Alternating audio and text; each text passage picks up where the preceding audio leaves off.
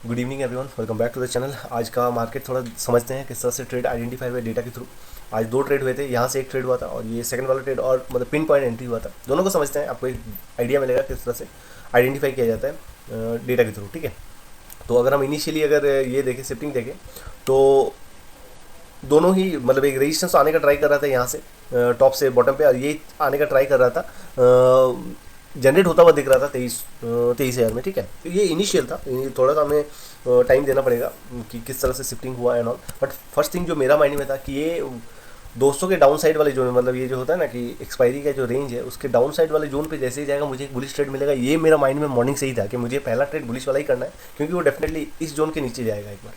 ठीक है, वही मेरा फर्स्ट ये था, मतलब एम था, क्योंकि वो ऑलरेडी उस जोन के आसपास ही खुल रहा था। तो फर्स्ट कुछ कैंडल मैंने वेट किया था, ये पहला कैंडल में ट्रेड किया जा सकता था, बट मैंने अवॉइड किया क्योंकि सेंटीमेंट नेगेटिव था।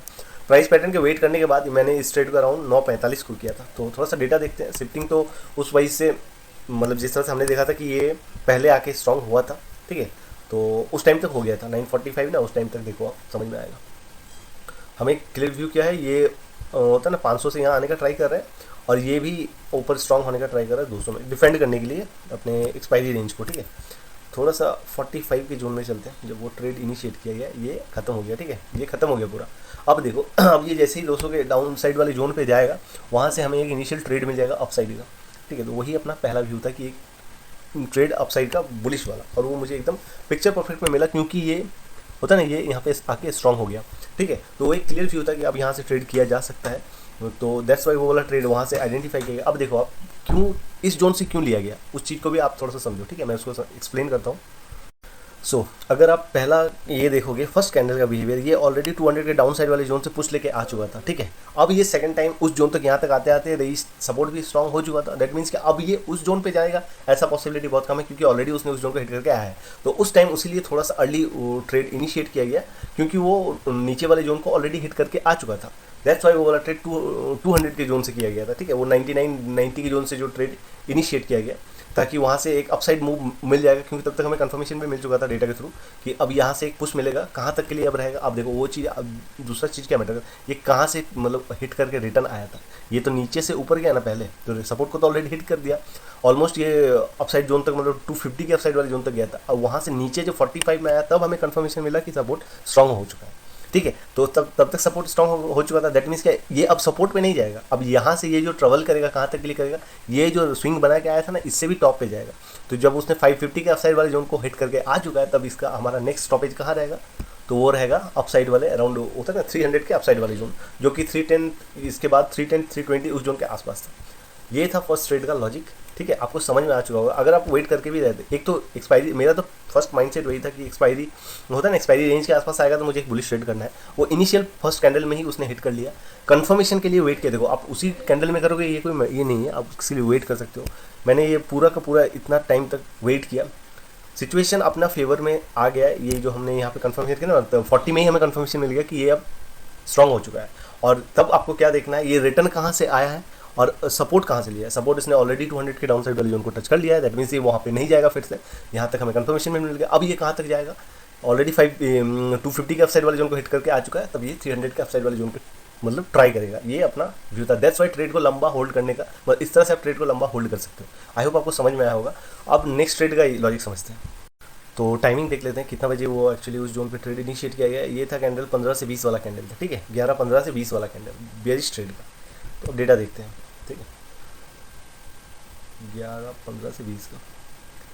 ओके, तो बस, तो यहाँ से 100% ठीक है। थोड़ा सा और चलते हैं अभी, 97 98। ओके, तो अब देखो आप, ये जो रेजिस्टेंस था वो फिर से यहाँ पे 500 में आके ये हो गया। ठीक है, अब क्या दिखा हमें, हाँ विद इन होता ना, ये 10:43 पे क्या दिखा हमें, ये जो यहाँ से यहाँ पे शिफ्ट हुआ, आफ्टर दैट ये अब क्या कर रहा है, यहाँ पे सेकंड हाईएस्ट जनरेट होता हुआ दिख रहा है ना, इसके वजह से सीन चेंज हुआ 10:10:43 को। ठीक है, अब यहाँ से क्या होगा, मार्केट तो नीचे से सपोर्ट लेके ऑलरेडी आया है, एक पुश तो इसने कर दिया है। अब यहाँ पे सिचुएशन चेंज हुआ। अब देखो अब किस तरह से वो वाला ट्रेड आइडेंटिफाई हुआ, ये आपको पता चलेगा। ठीक है, हमें कितना 10:45 को ही, हाँ हमें कंफर्मेशन मिल गया कि सीन अभी चेंज होता है। अब यहाँ से ट्रेड कर सकते हो। अब आप मार्क करो ये आया कहाँ से, 300 के अपसाइड वाले जोन से वो ऑलरेडी आ चुका है। ठीक है, 300 का अपसाइड जोन थ्री मतलब वो 326 समथिंग से आ चुका है वो हिट करके। अब इसका नेक्स्ट ये क्या रह सकता है, क्योंकि सीन चेंज हुआ है, ठीक है। अब मैं 296 से ही ट्रेड करने के लिए ट्राई करूँगा। जैसे ये 296 के जोन पे आया, मैंने वहाँ से ट्रेड इनिशिएट किया, ठीक है, एकदम उसी जोन पे था, मैंने एंट्री बनाई क्योंकि सीन चेंज हुआ था। मैं ये ट्रेड नहीं करता, फर्स्ट ऑफ ऑल मैं ये होता ना, ये सीन चेंज हुआ ना, जैसे ये वीकनेस यहाँ शिफ्ट हुआ, मैं ये ट्रेड नहीं करता अगर आज सेंटिमेंट नेगेटिव वाला नहीं रहता, मैं थोड़ा सा और वेट करता, ठीक है। बट आज सेंटिमेंट नेगेटिव था, मार्केट ने एक पुश तो सपोर्ट ने उसको करके मार्केट को ऊपर भेज दिया, ठीक है। ये जो सीन हुआ था ना, आफ्टर दैट वो टॉप पे पहुंच गया। अगर सीन चेंज ना होता तो शायद ये स्लो स्टडी ऊपर जाता, बट जैसे ही यहाँ पे ये कंडीशन अप्लाई हुआ, ये मार्केट वहाँ से फिर ड्रॉप दिया। तो देखो एक चीज़ आपने नोटिस किया कि किस तरह से उस चीज़ को, कहाँ से उसने टॉप लगाया, ठीक है, 300 के अपसाइड वाले जोन पे, यहाँ तक आते आते हमें कंफर्मेशन मिल गया। थोड़ा सा पहले ही मिला था, 10-50 उसी जोन के आसपास मानते हैं, ठीक है। सो 1050 तक हमें कंफर्मेशन भी मिल गया कि अब सीन थोड़ा सा यहाँ पे चेंज हो चुका है, तो हमें बेयरिश ट्रेड के बारे में सोचना चाहिए, क्योंकि आज का सेंटीमेंट ऑलरेडी बेयरिश है। अब ये कहाँ से आया है, ये ऑलरेडी आया है टॉप से। अब रेजिस्टेंस क्या हो सकता है, उसने 326 330 का हाई लगा के आया है, 296 से आप उसको एग्जीक्यूट कर सकते हो, क्योंकि वो सेंटीमेंट अभी चेंज हो चुका है। तो दैट्स वाई यहाँ से वो ट्रेड लिया गया, ठीक है। वो अपना उस टाइम का व्यू था, क्योंकि वहाँ पे सीन चेंज हो चुका। अब आप 296 से ले रहे हो, आप कहाँ तक के लिए ट्रेड को होल्ड कर सकते हो।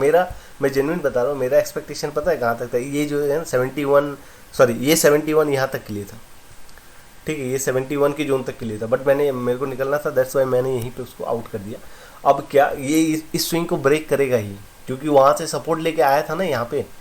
अब यहाँ से जब सेंटीमेंट चेंज हुआ तो यहाँ पे ड्रॉप देगा, यहाँ पे रुकेगा थोड़ा देर, बट उसको वो ब्रेक करेगा ही, मतलब बहुत मोस्ट ऑफ द केसेस में चांसेस रहता है कि इस चीज़ को वो ब्रेक करता है। तो वही सीन था, तो मैंने उसको इसी जोन पे आउट कर दिया, और यहाँ तक बहुत अच्छे वाले पॉइंट्स मिल गए थे। तो सीन जिस तरह से चेंज होगा, सिचुएशन जिस तरह से चेंज होगा, आपको उस तरह से डिसीजन लेना है।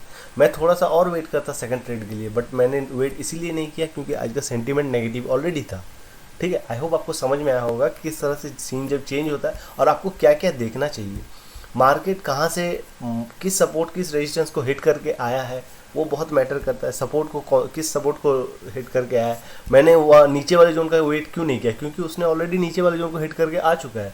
अब उसका ट्रेड मैं थोड़ा सा अर्ली भी लूँगा तो कोई प्रॉब्लम नहीं होगा। सेम यहाँ पर भी हुआ, ऑलरेडी टॉप को हिट करके आ चुका है। अब सेंटीमेंट यहाँ पे चेंज हुआ, तब मैंने क्या रेजिस्टेंस, उसके नीचे वाले रेजिस्टेंस का ट्राई किया, वहाँ से मैंने ट्रेड इनिशिएट किया, और सीधे ट्रेड का एक्सपेक्टेशन कहाँ तक के लिए था 219 वहाँ तक के लिए, मतलब 296 से 219 200, ठीक है ना। आप थोड़ा सा और कैरी कर सकते हो, वो आपका ट्रेडिंग होता है ना, इससे डिसाइडेड होता है कि आप कहाँ तक उसको ही कर सकते हो। तो आई होप आपको ट्रेड का लॉजिक समझ में आया होगा। इसी तरह से फाइंड आउट किया जाता है, उसी तरह से आप जितना प्रैक्टिस करोगे तो आपको चीज़ें और क्लियर से दिखेगी। और हमेशा याद रखना कि किस जोन को वो हिट करके आया है ना मार्केट, वो बहुत इंपॉर्टेंट होता है। ये आप प्रैक्टिस जितना करोगे ना, ये सब चीज़ें और क्लियर होंगी। तो आई होप आपको ट्रेड का लॉजिक समझ में आया होगा। तो मिलते हैं नेक्स्ट वीडियो में।